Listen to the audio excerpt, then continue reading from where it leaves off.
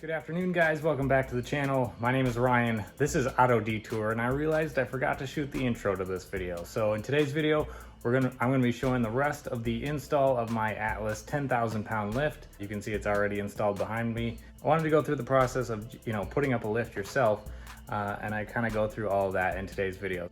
And if you would take just a moment to hit that subscribe button, really helps promote the channel. And let's jump right into today's video.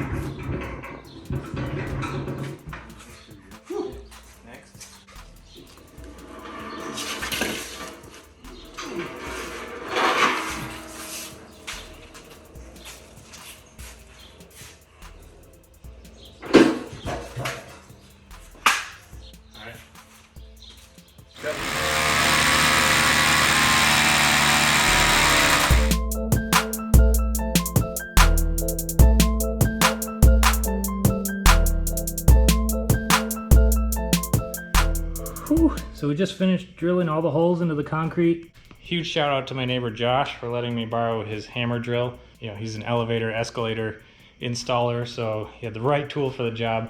I put electrical tape on the bit here right at 4 5/8 because I wanted to make sure the floor was actually 4 inches, which is what it calls for, and accounting for the 5/8 inch thick plate on the bottom. A few of the holes didn't punch through, and a couple of them were just barely starting to punch through right at 4 5/8. So that tells me the floor is right at 4 inches thick, which is what is called for this lift. I'm going to show you a really cool trick that my neighbor Josh showed me that he does to hammer these things in. So the instructions tell you to use a sledgehammer to pound the slugs in, but actually we can just turn the hammer drill to its hammer function and just use it to push the bolts right into the ground. And I'll show you that here in just a second.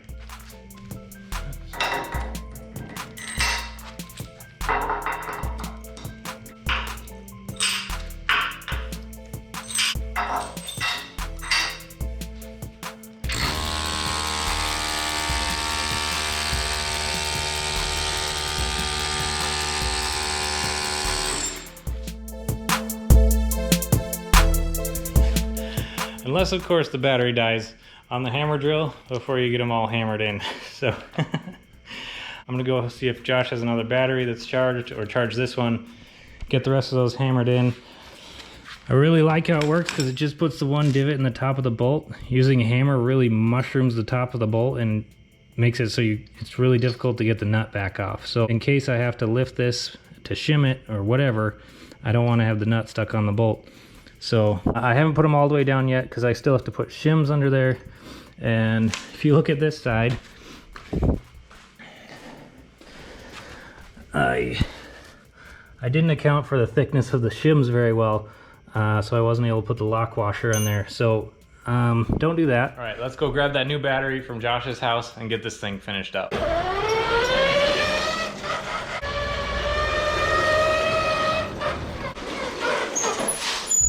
Fresh battery, let's let it rip.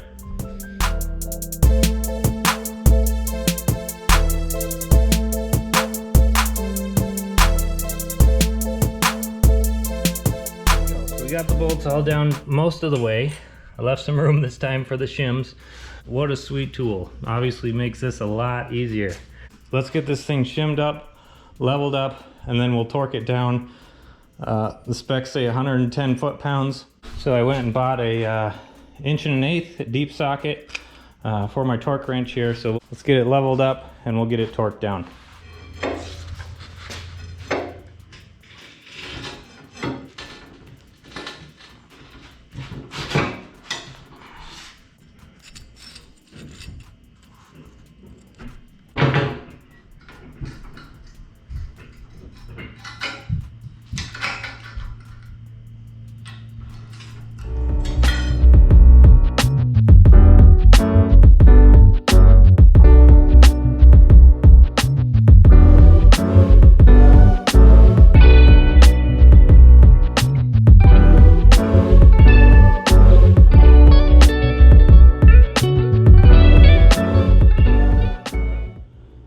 There we go. The posts are up, they're leveled, they're tight, they're torqued down.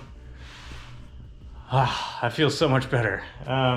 Anyone that knows me knows that if, whether it's hanging a picture or putting up car lift posts, if it's even a little bit off or not straight, or I'm just a little bit OCD about that kind of stuff.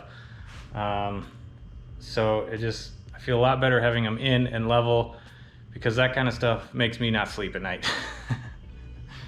Anyway, so these cables here, this part I didn't show you a little earlier, right before we stood the posts up, we had to lay them down so we could feed the cables through the carriages and out the bottom here. And now for the next step, it just says lift the carriages by hand so that they're level on both sides so we can attach the cable. And they say that like, let's just pretend like they don't weigh 200 pounds. So I'm gonna do my best to lift those up to the first lock point and get these cables attached. It's freaking hot out here. Oh, it's humid and hot. And I really need to get a fan for my garage.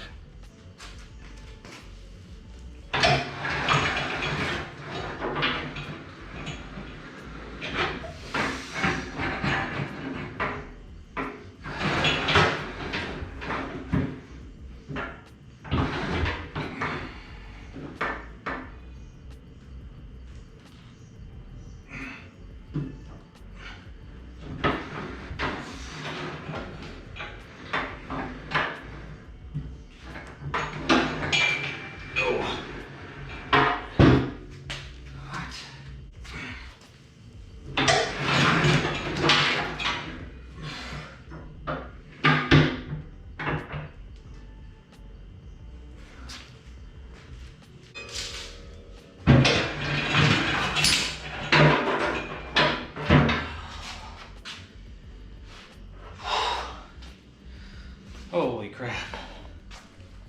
All right, so now we got the cable from that post run through here. We had to feed it up through the carriage, up over the pulley in the top. And now we're ready to open this panel up right here and get this, put a nut on either side of the threads on here, and you just bolt it right in this hole right here. And that's how you adjust the tension on the cables. A little trick that I use to get the cables fed up through the carriages, because you have to go up from the bottom to get up here to the top.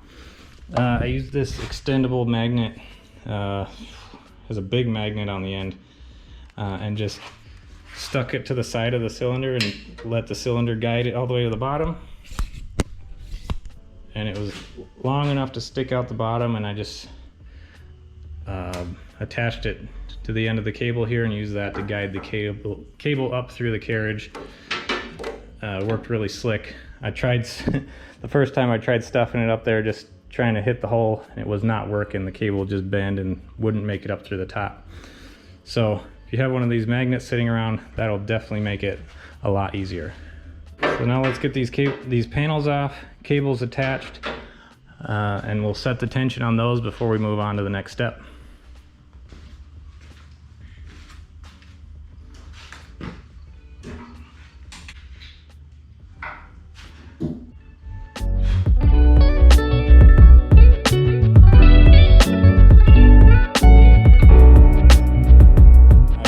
That I didn't have any footage installing the hydraulic lines, the safety release, so I went ahead and pulled the base plate back up here, just to show you everything that runs across the floor under the base plate. The hydraulic lines are pretty simple to run. I'll kind of go through the path here. So the line comes from the motor down through a hole in the bottom of the post here. It runs across the floor to a T right here, so that the newer design goes to a T in the middle here rather than over here, so that it runs the same length to both hydraulic cylinders. So then obviously one comes back this way into the bottom of this hydraulic cylinder, and the other one goes into the bottom of that hydraulic cylinder over there. This small cable here, also very easy to run. You start it on this side from this safety release. It runs straight down over a pulley in the back here, across the floor, around a pulley and up to this side so that you can release the safety latches from the lever here. Now I will mention one thing here. The directions actually show this cable coming down this pulley around the back side of this post with the nut on it and wrapping up. But I found that by doing that way, most of the swing in the lever is spent lifting the cable away before it starts pulling. I put it going from the pulley across the top of this post and tightened it down so that it pulls when you push the lever rather than, you know, swinging the cable and then pulling. It just didn't work the other way. It didn't have enough pull into it to release the other side. And of course we have the equalizer cables. So basically it keeps both carriers in sync with each other. They don't do the lifting, but they make sure that they rise at the same rate and at the same time. Since I realized I didn't have any footage on installing that, that was a quick rundown for you guys of what's under the plate and how to run the cables for the releases and the hydraulic lines.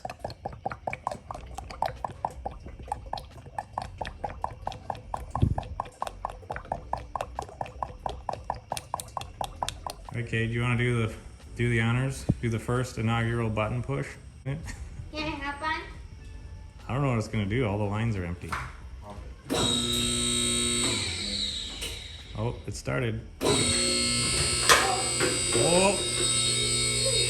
It's going up.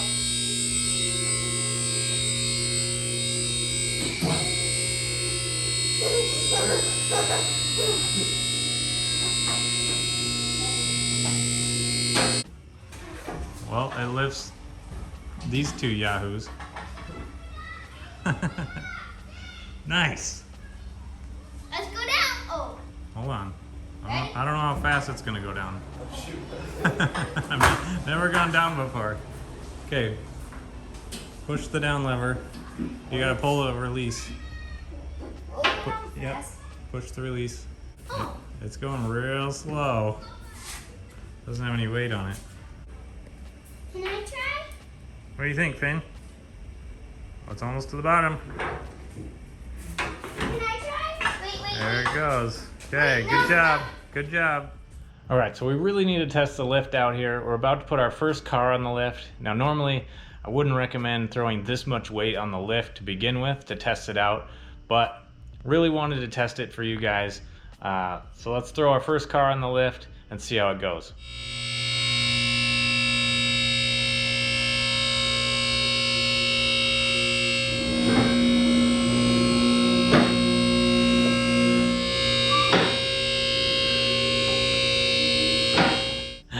I couldn't help myself, had to do it.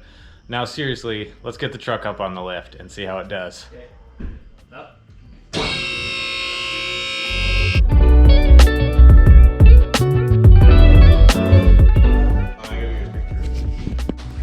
Thanks. You're gonna be on camera. All right guys, there it is. The truck up in the air for the very first time. Now a quick note here, I didn't quite cover this because I don't like filming when the electrician was here, but we got the 220 run to the lift. I did a nice clean install, used my existing hole there from installing the garage door. He ran it through the soffit here, and we actually installed, you can see past the bike there, we installed a 100 amp panel up here in the garage. We could have just run 220 up from the main panel in the basement, but I'm trying to plan ahead just in case we end up with an electric vehicle or two in the future. We'll have that panel to run chargers too. So special thank you to these guys right here. We got Ashton, my nephew Ashton, and Cade, Finney for the backup support. These guys went to the store and helped me pick up the hydraulic fluid and get it filled and do the test runs. A special thank you to my father-in-law Phil for use of his warehouse to deliver it and to help me stand up the posts and get some stuff set up. So anyway, big day. The truck's finally in the air. Took us probably a few months to do it. I hope you guys enjoyed this video. If you guys are installing a lift, I've never done it before, so you can do it too. We should have a lot better access to vehicles to be able to do modifications and make videos in the future. Really excited for this. So thank you guys so much for watching. Be sure to hit that likes button, subscribe if you haven't already, and I'll look forward to seeing you guys in the next one. Peace. Peace. Bye.